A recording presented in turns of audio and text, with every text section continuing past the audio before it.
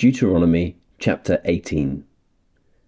The Levitical priests, indeed the whole tribe of Levi, are to have no land allotted to them, or any inheritance with Israel. They shall live on the food offerings presented to the Lord, for that is their inheritance. They shall have no inheritance among their fellow Israelites. The Lord is their inheritance, as he promised them. This is the share due to the priests from the people who sacrifice a bull or a sheep, the shoulder, the internal organs, and the meat from the head. You are to give them the first fruits of your corn, new wine, and olive oil, and the first wool from the shearing of your sheep, for the Lord your God has chosen them and their descendants out of all your tribes to stand and minister in the Lord's name always.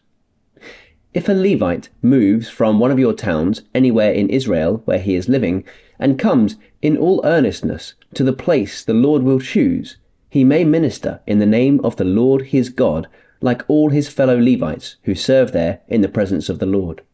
He is to share equally in their benefits, even though he has received money from the sale of family possessions.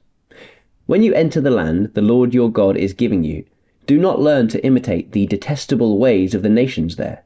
Let no one be found among you who sacrifices their son or daughter in the fire, who practices divination or sorcery, interprets omens, engages in witchcraft, or casts spells, or who is a medium or spiritist, or who consults the dead. Anyone who does these things is detestable to the Lord.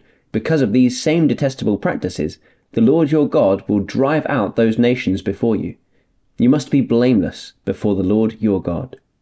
The nations you will dispossess listen to those who practice sorcery or divination.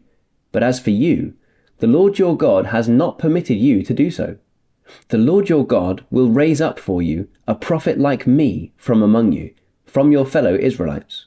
You must listen to him. For this is what you asked of the Lord your God at Horeb on the day of the assembly, when you said, "Let us not hear the voice of the Lord our God, nor see this great fire any more, or we will die." The Lord said to me, "What they say is good. I will raise up for them a prophet like you from among their fellow Israelites, and I will put my words in his mouth.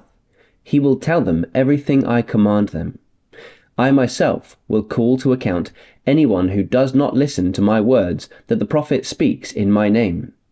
But a prophet who presumes to speak in my name anything I have not commanded, or a prophet who speaks in the name of other gods, is to be put to death." You may say to yourselves, "How can we know when a message has not been spoken by the Lord?" If what the prophet proclaims in the name of the Lord does not take place or come true, that is a message the Lord has not spoken. That prophet has spoken presumptuously, so do not be alarmed.